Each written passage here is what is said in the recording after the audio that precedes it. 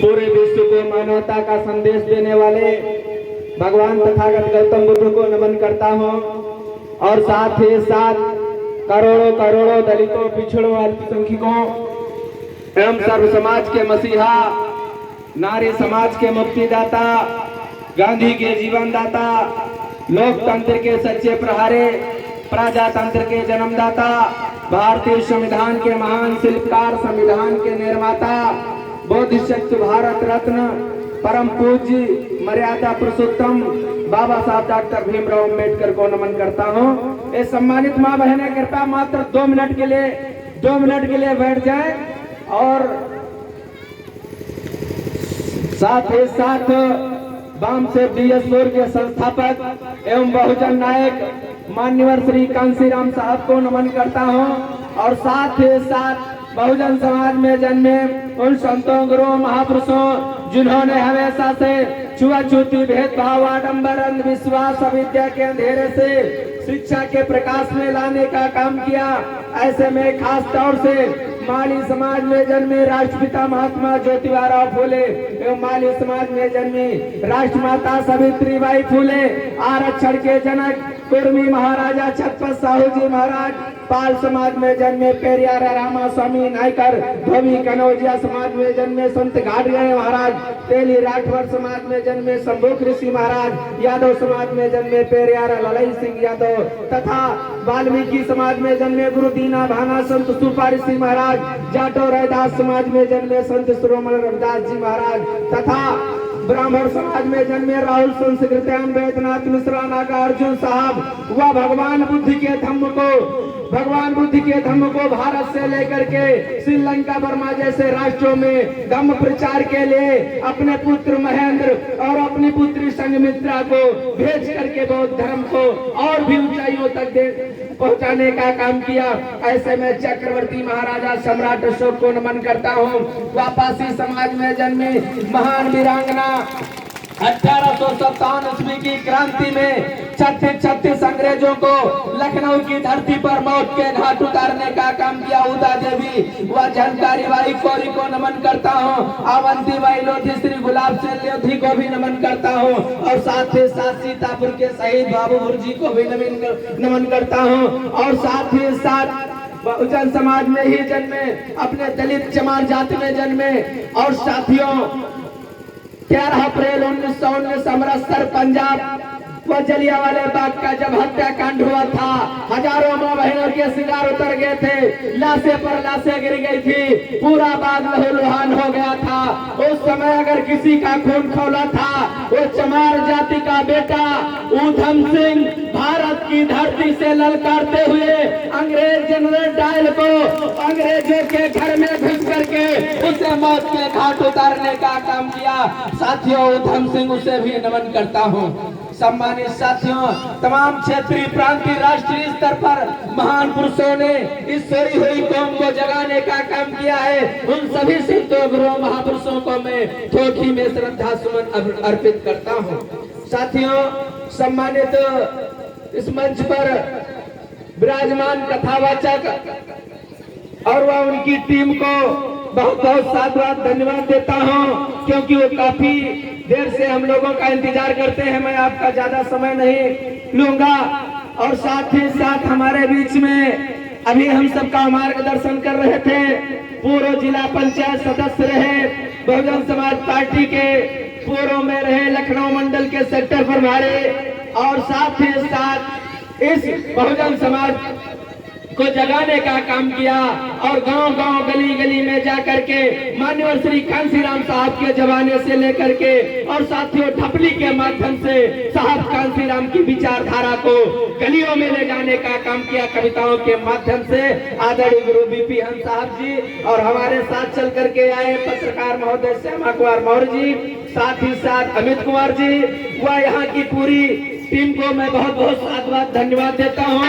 और सम्मानित नौजवान साथियों, बूढ़े बुजुर्गों और सम्मानित माँ बहनों, मैं आपका बेटा, आपका भतीजा आपके बीच में मात्र 2 मिनट के लिए आप लोग मौन धारण करिए।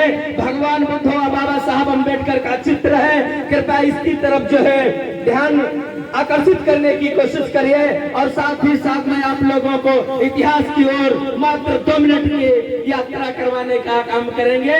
साथियों, प्यारे साथियों, किसी कवियों ने सही ही लिखा है कि जननी जाने तो भक्त जाने, दाता या सुर नहीं जननी बांझ रहे, क्यों खोए अपना नूर। जननी माने माँ होता है, और माँ जब अपने बेटे को जन्म देती है तो अपने सीने से लगा करके प्रार्थना करती है कि मेरा बेटा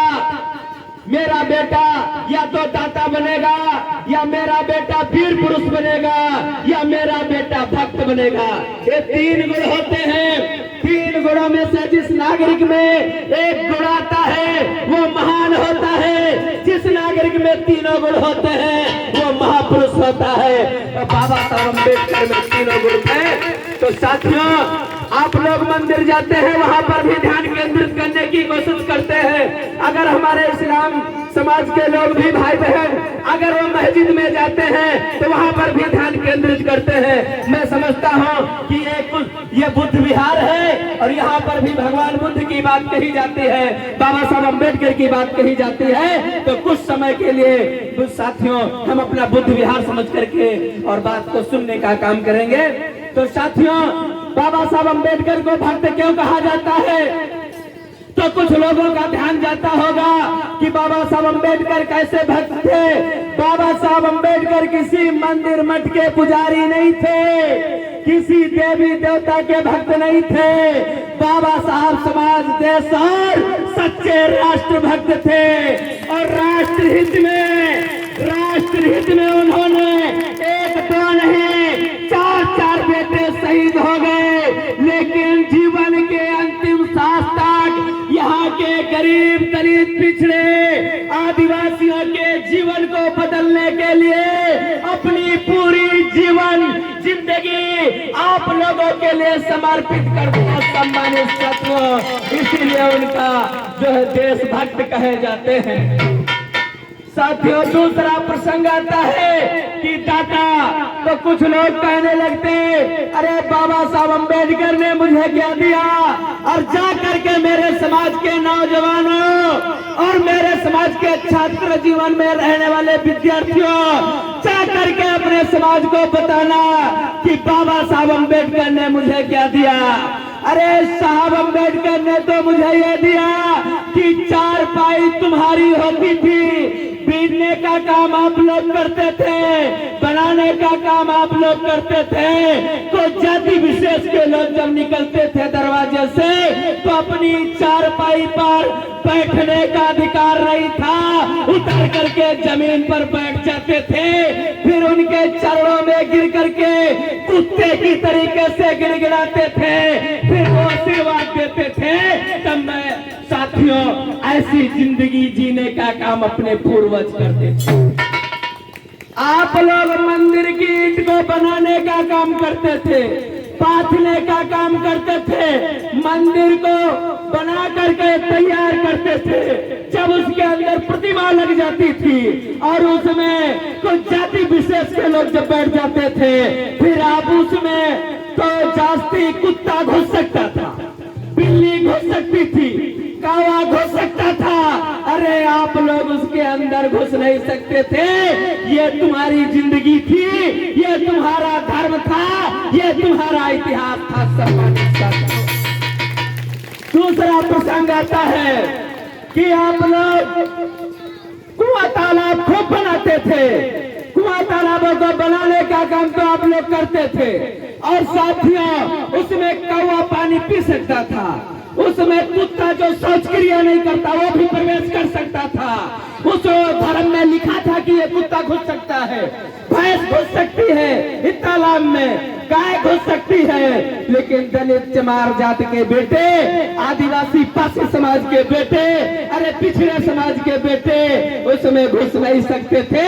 ये तुम्हारी जिंदगी थी, ये तुम्हारा धर्म था। सम्मानित साथियों, बाबा साहब अम्बेडकर ने तो बहुत कुछ देने का काम किया है। अरे अपने जाति के लोगों को, अरे दलित समाज के लोगों को किसी चक्की चौराहे पर खड़े होकर के कोई दुकान नहीं चला सकते थे, कोई चौराहे पर आप लोग पान लगा करके अपनी जिंदगी नहीं जी सकते थे। ये पावर, ये अधिकार तुमको नहीं था, तुम्हारे समाज के लोगों को नहीं था।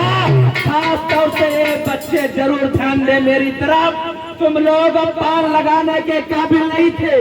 किसी ऑफिस में पानी पिलाने के चपरासी पर पल्ले रखे जाते थे, तुम्हारे हाथ का कोई छुआ पानी नहीं पी सकता था। अरे एकदम जिंदगी कैसे बदल गई। तुम्हारे समाज में डॉक्टर पैदा हो गए, तुम्हारी जाति में आईएएस पैदा हो गए, तुम्हारी जाति में पीसीएस पैदा हो गए, तुम्हारे समाज में तो डॉक्टर, वकील, इंजीनियर, प्रोफेसर सब हो गए। और जहां पर पेशवा बाजीराव दोती का सरबंदी आप लोगों ने इतिहास पढ़ा होगा, पेशवा बाजीराव दोती का जब राज था महाराष्ट्र में, गले में हांडी, कमर में झाड़ू बंधाया जाता था। ऐसी जिंदगी थी, थूक नहीं सकते थे। अरे जहां पर हांडी बांधी जाती थी, वहां पर आज सुप्रीम कोर्ट के जज बैठे हैं, अपनी ही जाति के, अपने समाज के, जो साथियों जिंदगी और मौत का फैसला करते हैं। वो टाई बंधी है जहां पर हांडी बंधी थी, टाई बंधी है जहां पर हांडी बंधी होती थी, और जहां पर झाड़ू बंधा होता था। आज उन्हें मक्का, बुद्धा, ढोले मगरे के बेटे थाने में बैठ करके इंस्पेक्टर, एसआई और साथियों बड़े बड़े पुलिस डिपार्टमेंट में पद है उनके पास, और पिस्टल लगा है जहां पर झाड़ू बंधा होता था। भट्टे वाले को, मिल वाले को, या जमींदार लोग पहले कहते थे कि तुम्हारे बाप ने 50 रुपए लिए 50,000 दो। अरे घसीटते थे, कोड़े चलाते थे। अरे बाबा साहब अम्बेडकर ने जिंदगी बदल दिया। उन्हीं के बेटे भट्टे मालिक को घसीट करके लाते हैं और हालात में बंद करते हैं। ये तो बाबा साहब अम्बेडकर ने जिंदगी देने का काम किया। ये जाकर के अपने समाज को बता देना।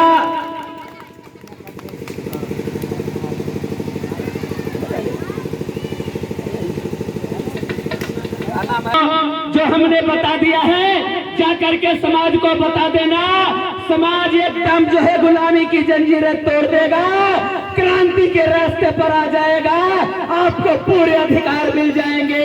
कोई आपको गुलाम नहीं बना सकता है, दुनिया की कोई ताकत आपको गुलाम नहीं बना सकती। आप अपना संगठन में रहिए। अरे जहां से कानून बनता है, जहां से कायदे बनते हैं, घबराने की कोशिश मत करिए, विचलित होने की कोशिश मत करिए। जहां से नियम बनता है वहां पर भी बाबा